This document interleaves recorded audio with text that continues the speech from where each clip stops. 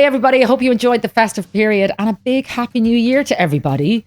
Thank you so much for all your comments and your likes and your shares on the Are We There Yet episode so far.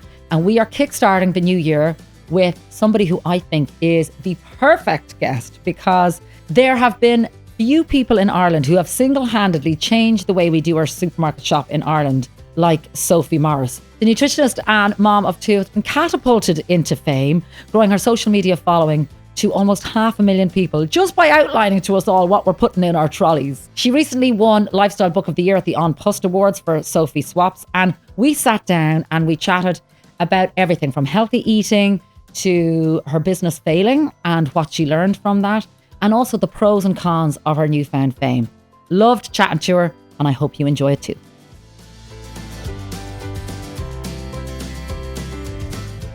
Sophie Morris, it is such a pleasure to have you in the Are We There Yet pod studio. Kathryn, I'm so thrilled to be here. Thank you for having me. And listen, we've chatted a good bit, but it is so nice to be able to have the time to have a chat that isn't just 6 minutes long or 7 minutes long on the radio. So. I know. I love the podcast chat. Yes. It's just so much more, you just get into things so much better, don't you? Yeah, Than the you really do. quick radio, I find quite stressful to get it all in. You know? I have to say, I love the space and I love the conversations that I've been having.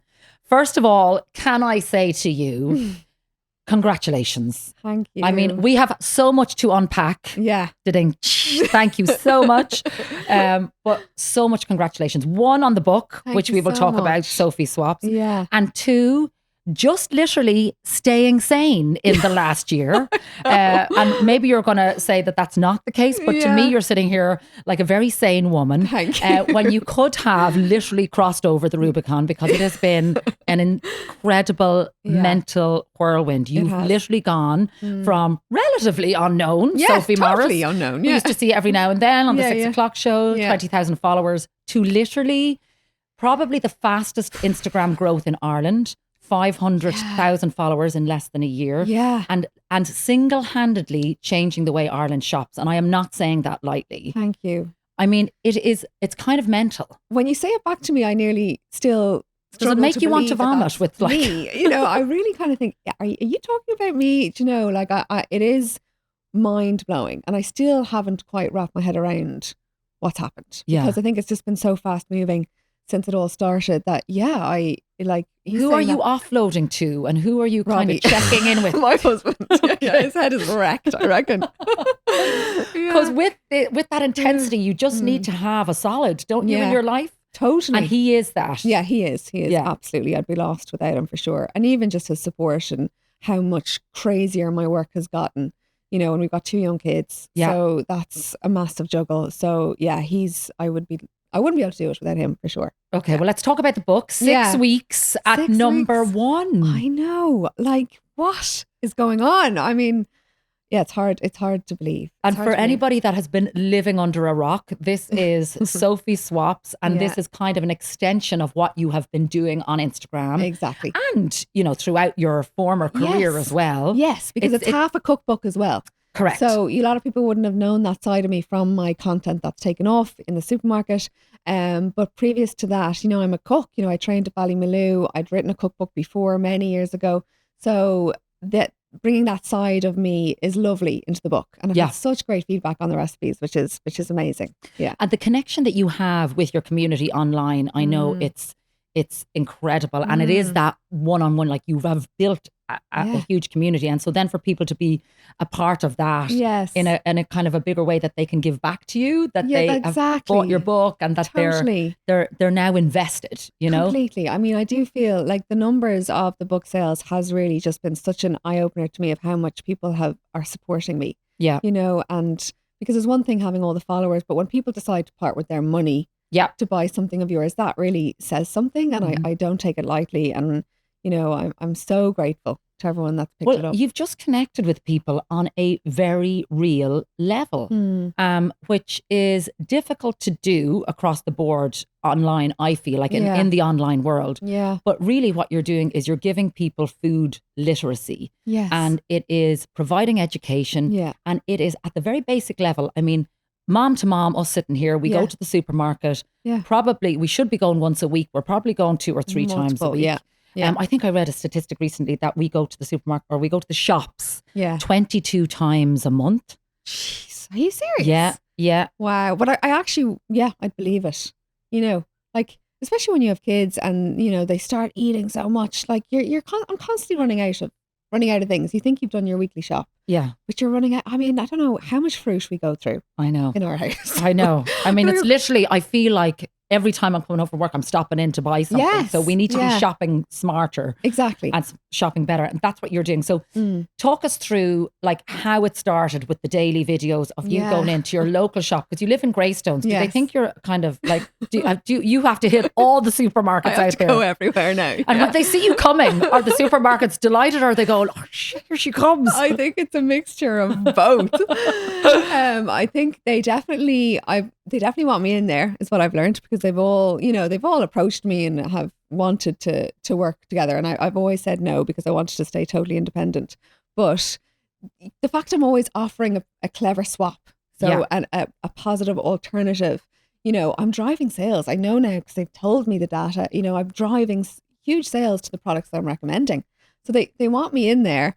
But yeah, I heard a funny story from, I think it was one of the marketing directors of one of the big retailers, who just said, you know, we do love her, but geez, our heart just stops when we hear her voice. What is she going to say next? You know, but that's the thing, because I mean, I love the fact that you have taken no sides. You're very strong on the fact that you've done no collaborations with any food company, any supermarket. Yeah. And that is important to you because it just does allow you to stay neutral. Totally neutral. And I think that's why people trust me in the end of the day, you know.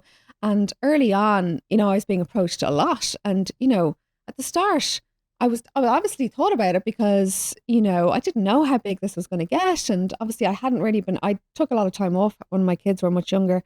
And, you know, I was like, oh, nice to start earning money.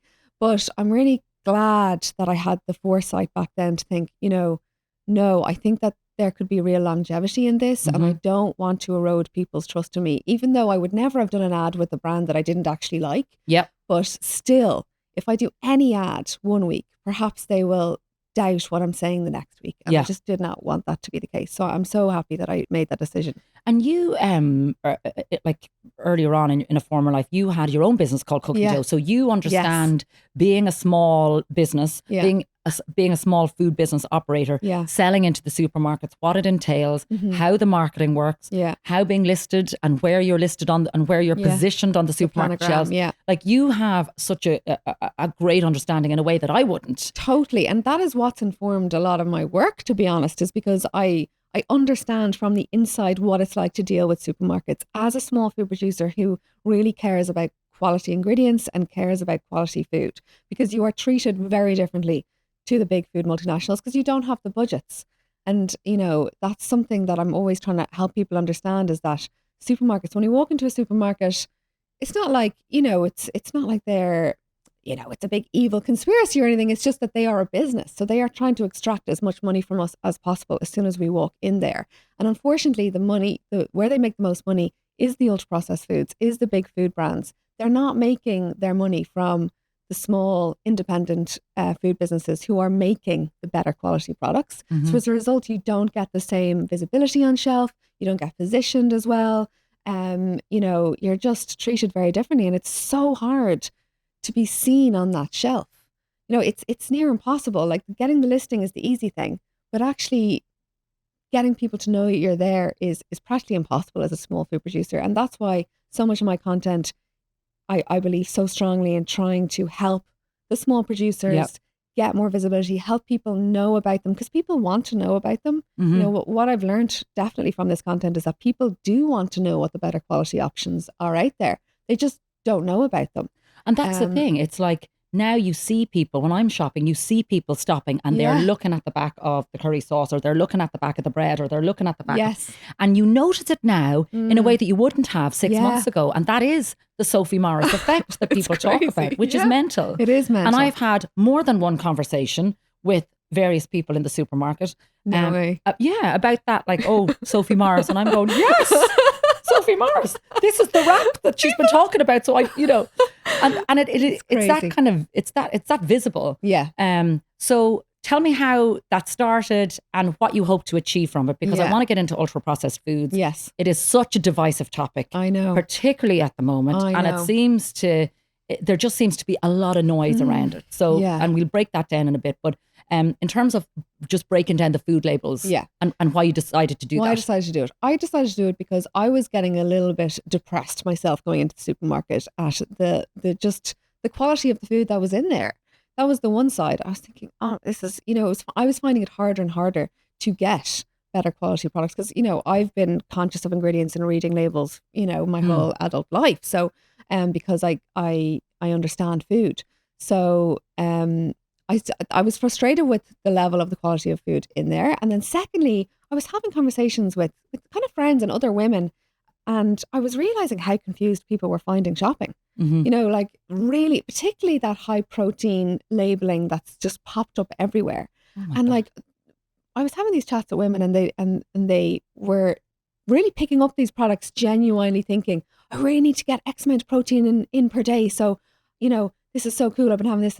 And I was just going, oh my God, yes, it says high protein on the front, but like, do you know what else is in there? And, they were so shocked when I was actually saying, well, let's look at what else is in there. And you can see sometimes there's more sugar than protein. They're really ultra processed. They're just not supporting our health in any way apart from maybe giving you a bit of a protein kick. But like, my argument was we could be getting our protein from real food, from a better food source. So the fact that I could see people were getting confused by that labeling, that made me think of doing that first video that I did. But genuinely, it was such an off the cuff thing. I was like coming from the school run, I'm pretty sure. And I just, what was the first one you did? The very first one was actually about Greek yogurt, because I just had a conversation with another mum, and she was saying she was buying Greek yogurt for her protein. And then I realized she was buying Greek style yogurt. And I said, oh, the way it says style there, that actually means it's not real Greek yogurt. And she was just so shocked by that. I was like, oh yeah, like that word style means, there's nothing wrong with it, but it's not the authentic Greek yogurt that's going to give you the same level of protein.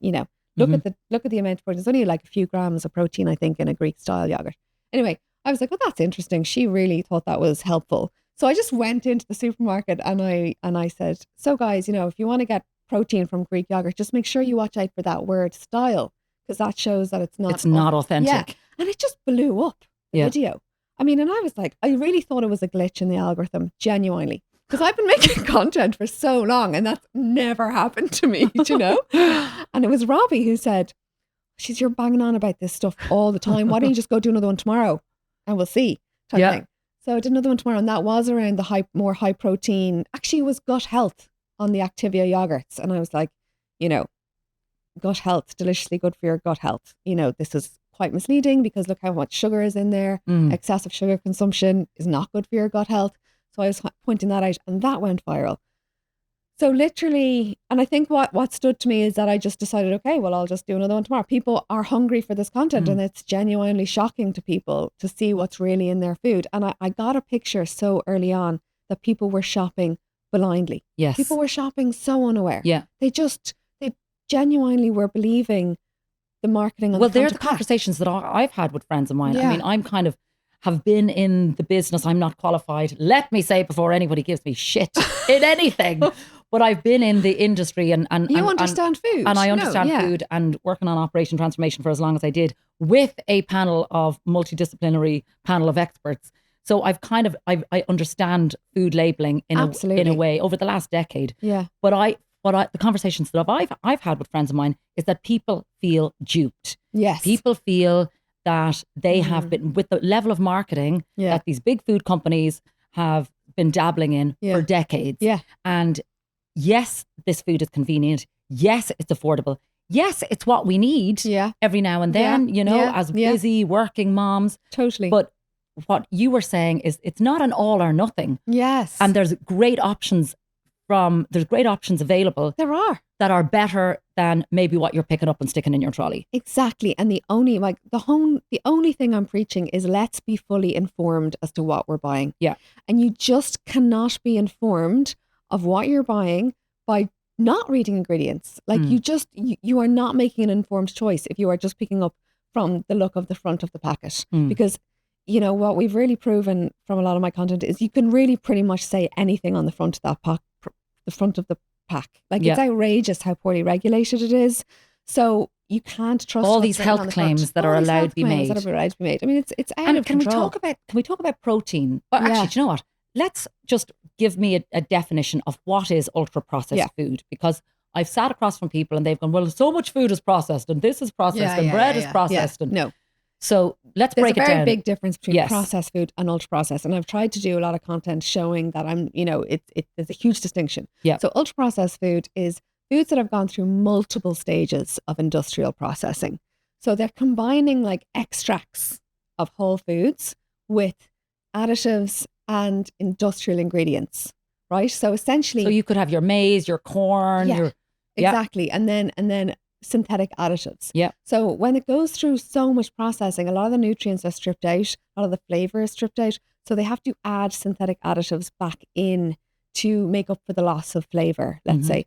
And texture. And exactly, and everything. So essentially the end product becomes very far removed from the original ingredients that you would have recognized, if you get me. So that's the definition really. But and is it right to say that 50% of the food, 50% or more now, of the food that is stocked on our supermarket shelves is not actually food? No, it's more. I thought you were going to say the basket data. So the basket data is that the average Irish shopping basket contains around 50% ultra processed foods. So that's where we're at. We're not getting the balance right. But in terms of supermarket products, around 70% of the products in our supermarkets are ultra processed foods. That's where we're at. Which is essentially not real food. It's essentially not real food. Yeah. Yeah. Some experts call it food-like substances.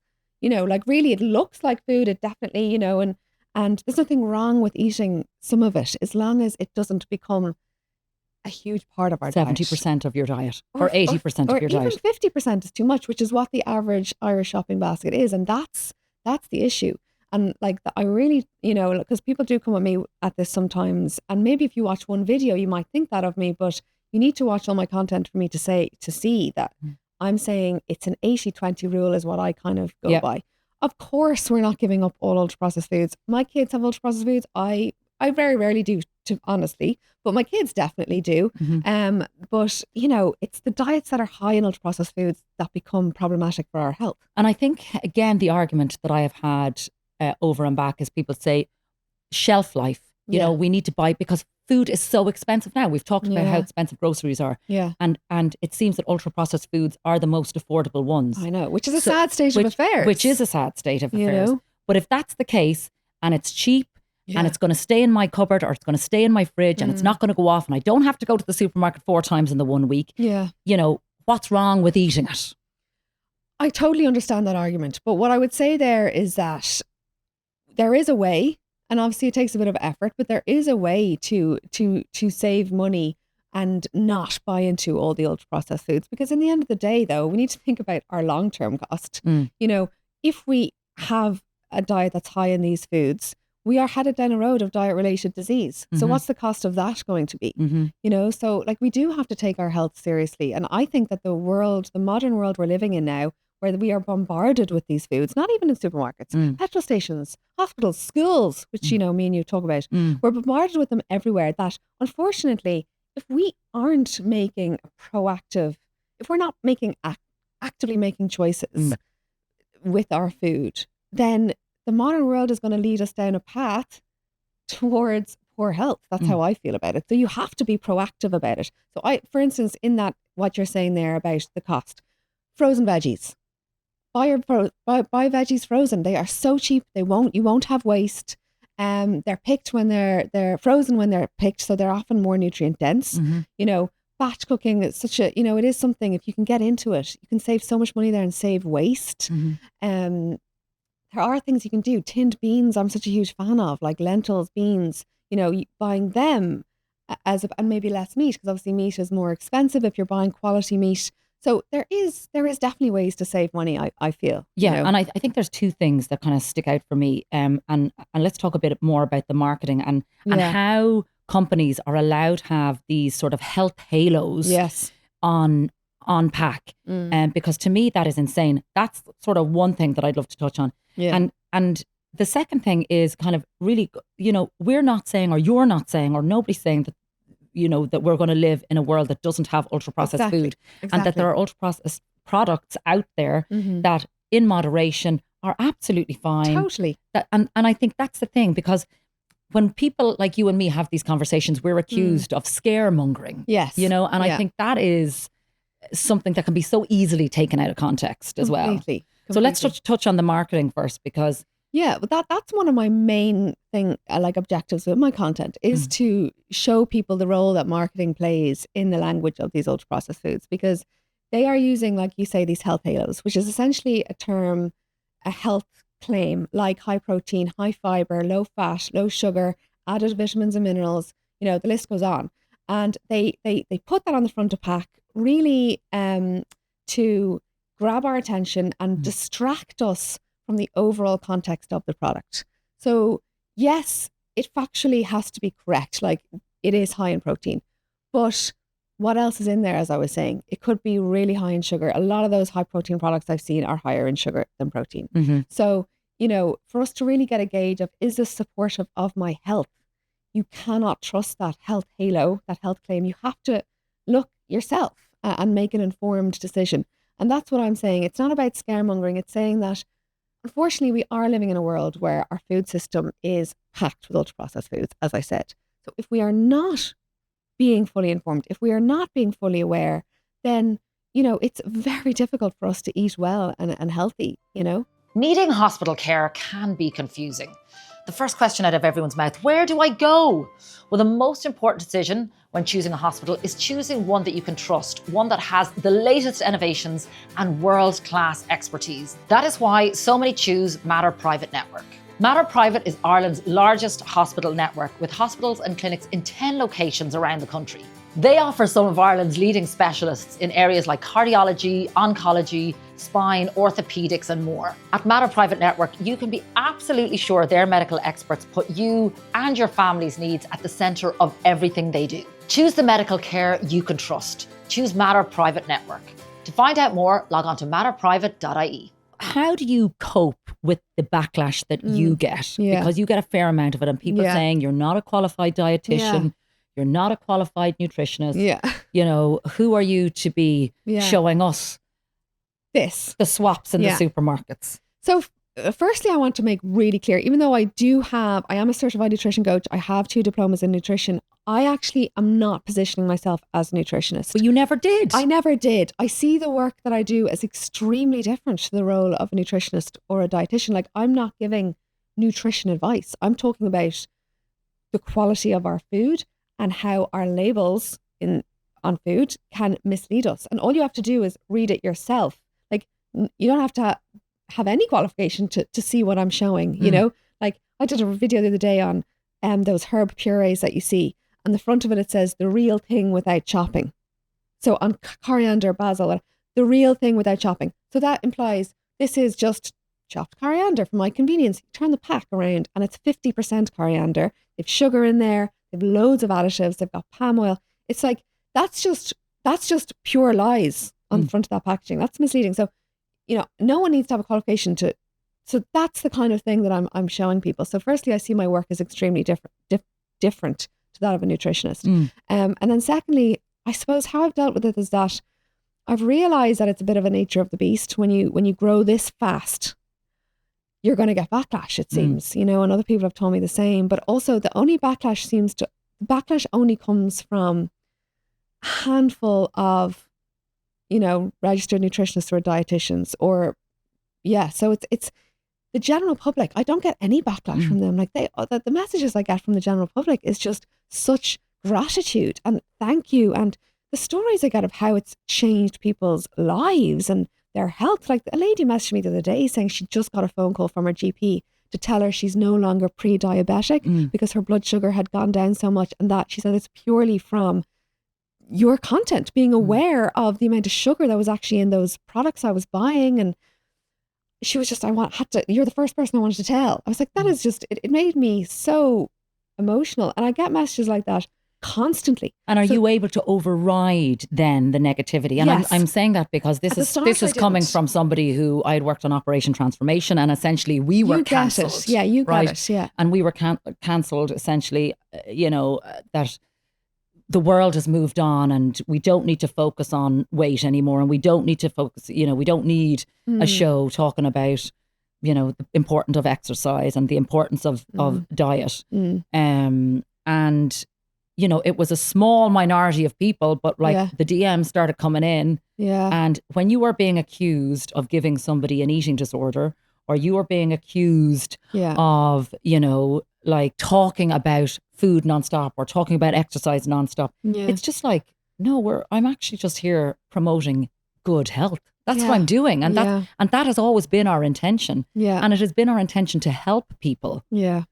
It does completely get to you. Like at the start, when I first started getting backlash early on, I mean, it hit me hard. Like it hit me really hard because it was also new to me, and I've always worked in the food industry, and I've always felt like all my work has just been very, very positive. And so to suddenly get this was very kind of scary in a way. I was like, what? And, I couldn't understand it. So it did take a lot of work for me to get past that. And Robbie massively helped me with that as well, and some friends. But I just realized as well, and I'm talking to other people who'd been through the same. And I realized that it is, unfortunately, the world we live in, there is so much divisiveness out there that, and also sadly, food seems to be a controversial topic, which I don't think it should be. It's it's almost taboo. Do you know what I mean? It's strange. Yeah, it's that's exactly it. And I realized that I had to block it out if I was going to keep doing what I'm doing. And I really, and also people have a right to judge me, but then I also have a right to do what I'm doing. And I really believe what I'm doing is extremely positive. Like the stories I get on a daily basis, that's enough for me to say I'm making a positive impact in people's lives and people's health. That I have to block out any of those things, because I do think a lot of those, any backlash I've had, they really misrepresent my work. That's what gets me the most, because they misrepresent completely my message. And interestingly, when I click onto some of the ones that have it in for me, they don't even follow me. So they're not watching my content. So they don't truly understand my message. And not only impacting people's health, but I've helped small producers massively. I've actually changed some small Irish businesses, entire business has been transformed. And I'm really proud of that, So and I'm so glad to hear you say that. Yeah. Because I can feel you get, I can feel you're getting kind of riled up there. And rightly so, because, it's hard. you're always going to have people who attack you. Yeah. And it's how you handle it. Yeah. And I just think the fact that, because you're, not that you're new to this, but it's just because it's because it's been so fast. Yeah. Right? I'm new to be in the public arena. Yeah. But you know what I think as well, and maybe we'll talk a little bit about this, about the fact that, you had a business, you sold it. Yeah. You struggled a little bit after your first boy was born. Yeah. Yeah. So you've kind of, can you talk a little bit about maybe where your head is at when you think of failure? Yeah. And taking that time out to kind of regather and regroup after cookie dough finished. Yeah. Yeah. So I love that you talk about that, because I try and bring that out a bit in my content, is that I truly felt my career in food was over, like after cookie dough. Like I started that business in my early 20s. I had so much like young, naive, just ambition, and I just believed so much in the product. And we were giving a convenient product because people want convenience, but it was such a good quality product. So it was a raw dough, you chop it up, you keep it in the fridge. Exactly what you would use at home if you were making cookies. So it was giving people that experience. And it was during the recession and things. So people, so much stress. I was like, the joy of baking and, with your kids, but you can do this in a convenient way, but it's literally like you were doing it at home. And I loved the whole thing was great, but we were using real Irish butter, and that's another thing, the amount of pressure we were put under by retailers to use cheaper ingredients, so that's another part. This is when you were trying to scale. Yes. Yeah. Yes, because they were like, well, it's not moving on shelf. We need to make it cheaper. We need to have the retail price cheaper.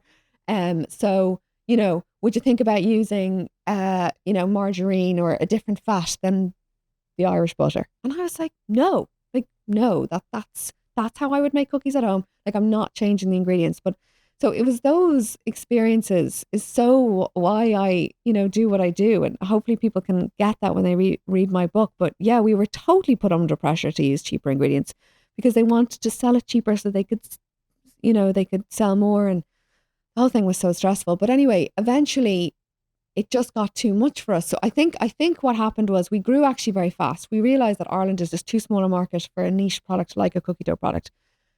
So we were exporting everywhere, and then we got this huge deal with Tesco in the UK after doing Dragon's Den, and we thought this is the making of us. Amazing. Tesco UK, it's like another ball game to Tesco Ireland because of the amount of stores they have, and it was all down to volume for us. But sure enough, they were all like, yes, brilliant, we're going to support the small Irish business, and they did loads of PR around it. And then when we got in there, turned out they wanted us to do an own brand cookie dough product, and they wanted it to be totally different to our brand, and they wanted us to use the cheaper fat. They didn't want to use butter because they wanted to sell it for like £2 or something, £1.99.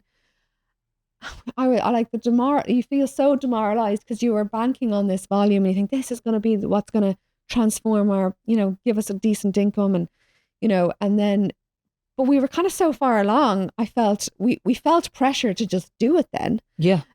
So we did it, and it was a totally different product.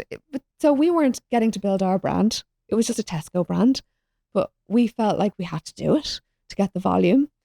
But it was probably the breaking of us, because the volume was so huge. But as soon as we launched, then we were told, because we were a Tesco own brand as well, we couldn't say no. We were told we had to do an introductory offer of half off. And for people that don't realize, when you see those like offers online on end aisle promotions, the 50% off, buy one get one free, that is completely funded by the supplier. The supermarket doesn't take any hit on their margin. Wow, I didn't know that. Yeah, so suddenly you are supplying this product with the 50% off or whatever it is. And like, we were literally, and the volume was massive to what we ever knew, that we were suddenly making all this dough to send over to the UK, and we were literally making a loss on each product. A loss because of what they made us do, essentially. And we were tied into it. I mean, the whole thing, I had sleepless nights. I mean, I have PTSD from the whole thing.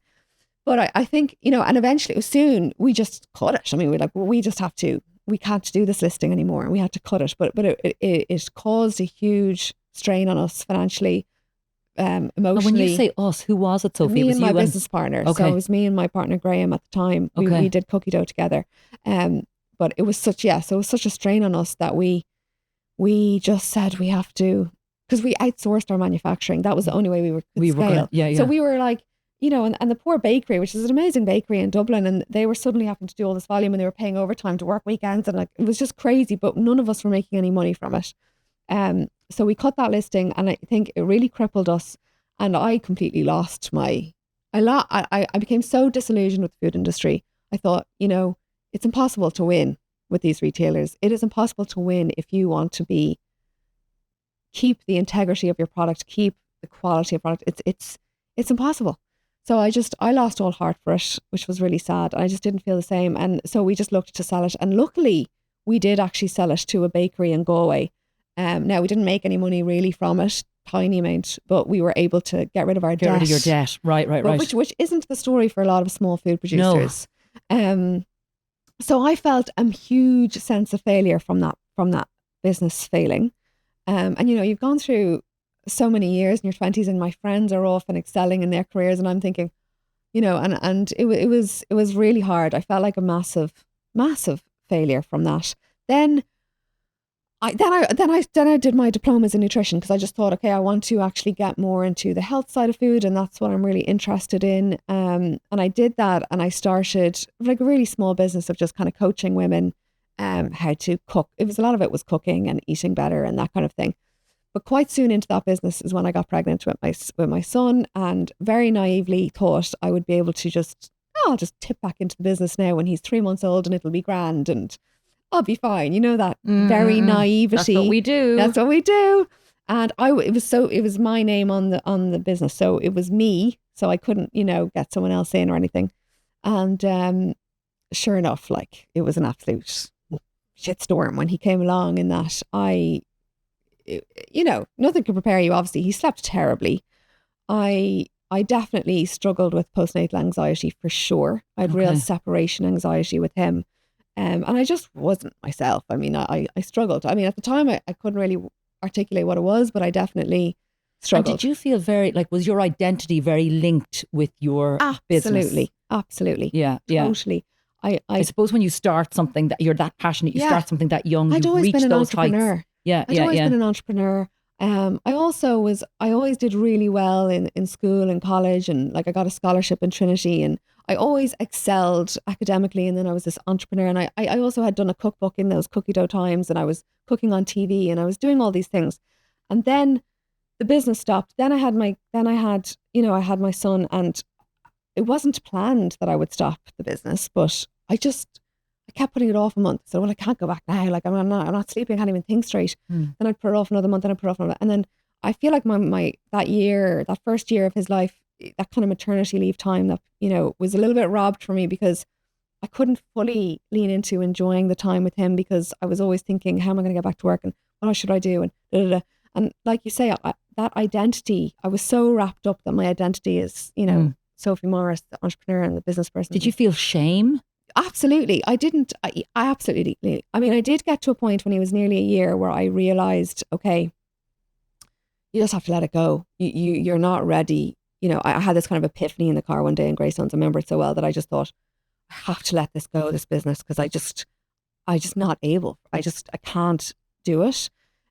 So that was a relief, that kind of letting go feeling. But what followed from that then was this, okay, so now I'm a stay-at-home mum.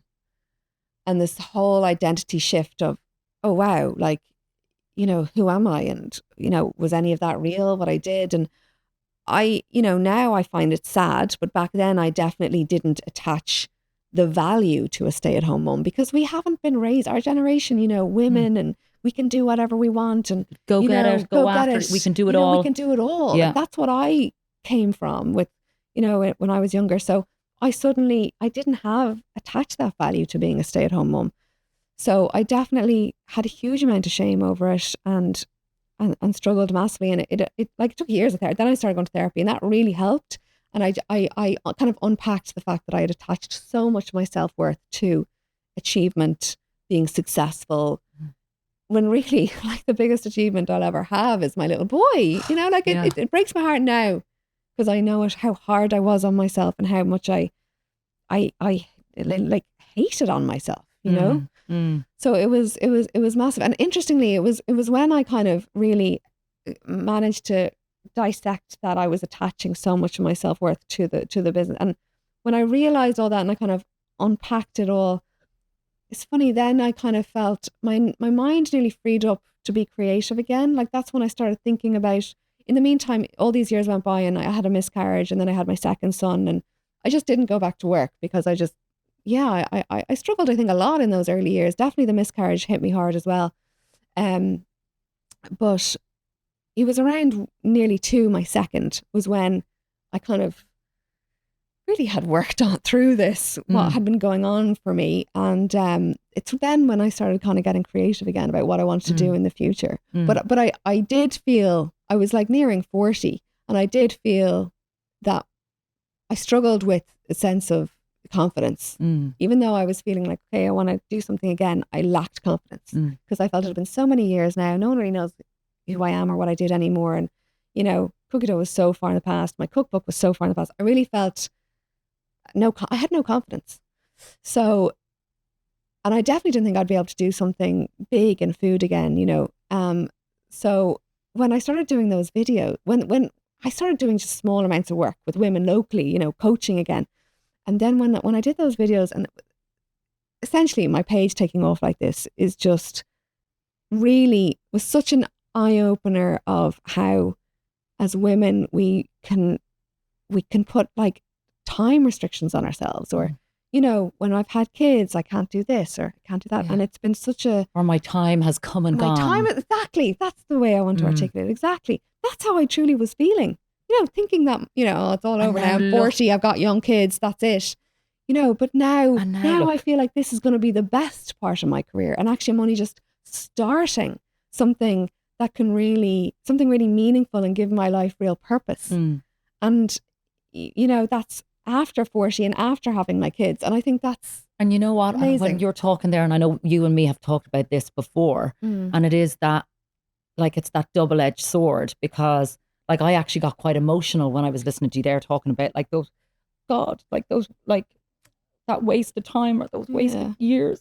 Because when you're an entrepreneur and you're working all the time, you do feel the guilt. Yeah. And now I'm going, look at you, you're fucking amazing. Like you're doing such great things. And it's like, our kids are still young. I'm doing great things. I'm really, I've got a new radio job, new podcast, my business is flying. Doing amazing. But like, it's a lot, and sometimes I wish that I could spend all my days at home and I could spend all that time with them, But I know what makes me happy and I know what makes me a better mom, but it's actually, it's that juggle, isn't it? It's finding that balance. It's finding that balance, totally. And like, because I feel you now, and I know, and you're running, and the book launch and the videos and the this and the over and back, and like people want you, people need you, and your head, and you and me have talked about at home, like when the kids are there and you're trying to be present and you're on the laptop and they're going, Mom, completely. And that, like, that's it. And because I was a stay-at-home mum for 5 years essentially,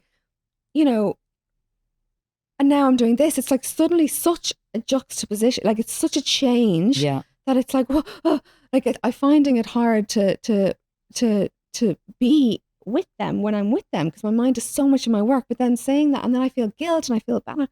I don't know if I'm cut out. Like, I literally say to Robbie on the weekly, like, I don't think I'm cut out for this. I don't think I'm cut out for this. And he's like, Sophie, and he will say, you are the happiest when you are working on something. Like, he saw me back then, like, when I was doing cookie dough, and he knew my passion for that then.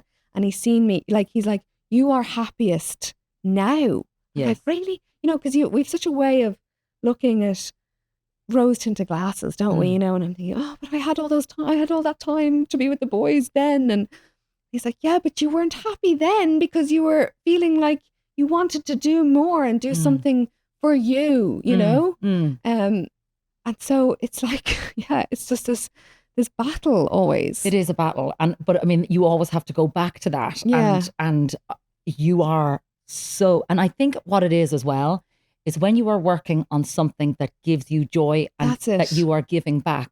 I feel with with Pure Results, with my fitness business, I love meeting my clients and I love what they get out of it. Yes. And when I'm on the radio and I'm chatting to people in the morning, I love that connection, right? Totally. So I do feel, and very much more so with you, what you're doing is you're providing a service, I think, in terms of helping people and educating people. So of course you're going to feel good in that space. Exactly. That's how I see it. I see that, I do think this is my purpose now, because and being of service to people has got to be the most fulfilling experience. Totally. It's like, every time I read a message that's like that, I'm just so spurred on. I'm like, oh my God, this is incredible. Like, it's so amazing. And so that's why I know this is so important to me. And actually, if I was at home with my kids all the time, I actually think, even though I say I'm not as present when I'm with them, I think I'm definitely showing up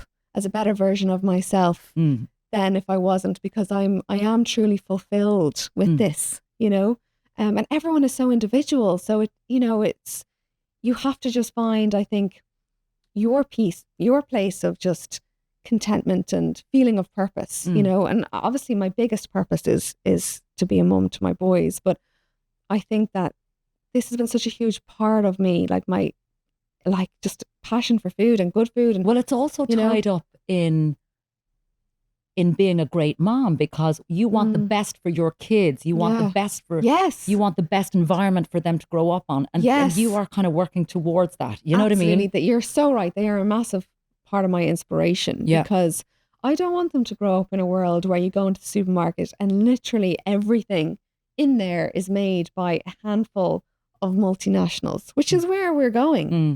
Like, I want our future generations to have access to quality food and quality products. So how do we, like, if you were to wave a magic wand, or if we were to put you in the doll, what do we need to do?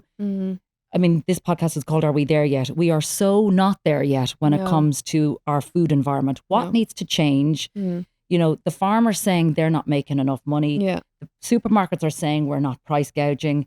The food companies are saying we need ingredients to ensure shelf life and longevity. Like, what needs to change? So much needs to change. The government needs to do a lot more. Like, I definitely think like we do need better regulation on how these products are labeled, because, you know, the South American countries, which is the point they made, is they are a great case study that it's really worked. Like, putting warning labels on these ultra processed products, which are not supportive of our health. When you see them, it kind of it takes away from the health claims that they're allowed. Well, they're not allowed to put health claims on when that's there.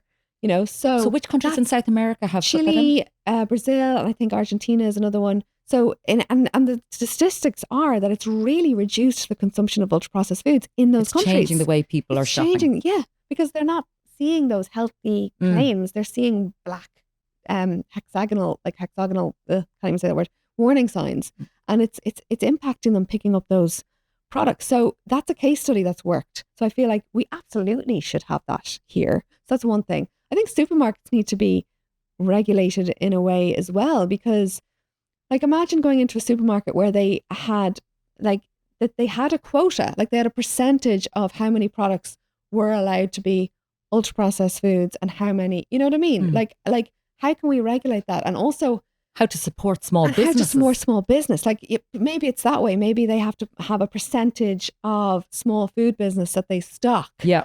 And also a percentage of how much, Irish, like fruit, like the local seasonal veg. You know, that's been another thing I've been going on about lately, is how poor, where all these veg, like the imports we're having, and where's the support for the Irish farmers? And I get that we don't have the climate for year-round produce, but they could definitely support produce at certain times of the year when they are in season. Like, those locally grown vegetables are more nutritious because they're not having the big food miles, so they're getting to shelf so much quicker. They don't lose their nutritional value. Exactly. Yeah. So it's like, the supermarkets should again have some kind of quota where they have to support a certain amount of local farmers. That's definitely what needs to be done. Food education in schools. I mean, this is a huge one that we are shared passion about, is that the whole school food program has been done in such a rush, in such a messy way. There was no real thought put into it. And now we're in a situation where it's a total free market. Anyone can essentially be a school food provider. And the reality of that is that they're all trying to make as much money as they can out of their budget that they get from the government. And so they're giving cheap food. They're giving cheap ultra processed foods to our kids. Not to mention setting up the environment that kids are eating out of a takeaway box, and the waste that goes with it. And if I hear my child say one more time she didn't have time to eat her lunch. Yeah. So it's like you're on a time, you're eating out of a box. Totally. And again, no listed ingredients. No. And no definitive list of ingredients supplied. And another thing that they do, which drives me absolutely insane, and I think, how are the government allowing this? And it clearly shows how these companies are profit driven, is that you can also buy the add-ons. Have you seen this? So you can buy as a parent add-on snacks, right? Yeah. And I get sent daily the pictures of these add-on snacks. They're like packaged muffins, packaged, juices. One mother was so angry because she had added on a banana, like a fresh banana. Right, when her kid got to school, she was told, we didn't have any bananas. So she gave her those packaged banana chips that were like 50%, there was added sugar and preservatives and everything in there. It's like, that's not a swap for a banana, but they gave that to the child. And so it's just not in any way regulated. And so kids, they can have all this junk when they're in school. But another side to that is, why aren't we using this huge budget that the government are spending on food programs to integrate food into the educational system? It's going to be a cost, isn't that the figure of almost €500,000 to the Irish taxpayer when all primary and secondary schools are funded for this program? So why not use that money to bring it into the curriculum? That's what I really think. Food education should be part of the curriculum. Like, there's a brilliant program. We need kids cooking. Exactly. We had been saying that for literally 10 years on Operation Transformation. You did an amazing thing in your documentary, going to Japan and seeing the Japanese schools and how they're doing school. But it's been proven in other countries. This is a model that can work.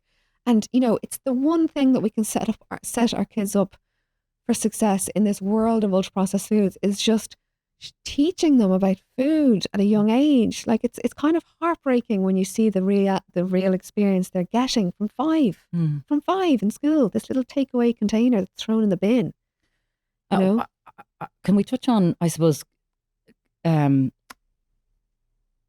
disparity? I mean, when you look at, let's talk about class, right? Because we know that ultra-processed foods and obesity rates are much more prevalent in lower socioeconomic areas. Yeah. Now, why is that? How can we change that? That needs to be tackled, and it's not just in Ireland, that's globally as well. Yeah, absolutely. And again, it comes down to what can the government do to protect these people? Because obviously the reason is that a lot of the ultra-processed foods are cheaper. And so if I'm trying to provide for 3 kids and, one working parent, possibly single, it doesn't matter. But if it's going to be cheaper, I know, that's where I'm going to go. Absolutely. But I do think food education is a huge part of it, because you can cook from scratch cheaply. You know what I mean? And there are things you can do. And I always talk about things like, swapping to the own brand version of a lot of products, not buying into brands, which, we have this brand loyalty to things. Like Philadelphia was such a good example of that. Like how many people are just brand loyal to that because it's just been on our TV screens for years, But I was showing, buy the Tesco cream cheese. It's literally actually got less ingredients and it's like a third of the price. Right. So that was a real good thing for people. But yeah, definitely understanding buying own brand is a way to save money. But I think it does come back to food education and the government investing in food education for people in the lower socioeconomic, because, when people understand how to cook a tin of beans, tin of lentils, with a few spices, it can be so cheap. Do you know what I mean? Yeah. And I think it comes back to prevention. We don't put enough emphasis on prevention in this country. Exactly. And our government doesn't look at prevention. No. You've got Darina Dunn from the IPAA, who's like really pushing exercise to be, getting your tax rebate from, your gyms or whatever. Like this is prevention. Exactly. It's the same with food. It's the same with investing in food education. It's like when we're spending so much of our health budget on people who are sick, on hospital beds, on lifestyle related illnesses that are avoidable. Exactly. So if we shift the focus to prevention, that's then where we need to be. That'll save a huge amount of money. Exactly. Yeah. And that's why it's a no-brainer to invest in the schools, the food education, because that will be preventative. Like childhood obesity is the numbers are scary, you know what I mean? And like, how can we tackle that? Like, absolutely the first place we should be tackling that is in the school setting, not contributing to it by feeding them junk food, essentially. So yeah, exactly. We need to have a preventative. But like you say, in terms of like the issue in the supermarkets and, big food, there's so much lobbying that goes on. And that's why they're not doing it, So it just needs to we need to call it out. Yeah. Yeah. So we are definitely not there yet, Sophie Morris. Oh, but I think you and me, our time is up. Listen, it has been so lovely chatting to you. Thank you for having me. I could talk all day with you. I know. And I mean, we both have such a passion, and I think we're both coming from a place of, really, we need to stay positive about the future of the health of the nation. We live in a great country, with great food producers. And we have great access to amazing. Look at our farming, look at our fish, look at our location. We are so privileged to live where we live. Totally. And we've got so much opportunity to create a healthy like you say, nation. to end on a positive note, I am seeing change in the supermarkets, and that's definitely driven by, people's awareness and reading ingredients, and people demanding better quality food, and not kind of being hoodwinked anymore by marketing claims. People are shopping better, and the supermarkets are responding to that. So that's really encouraging, and that's ultimately what my big mission is to change our food environment for the better in Ireland.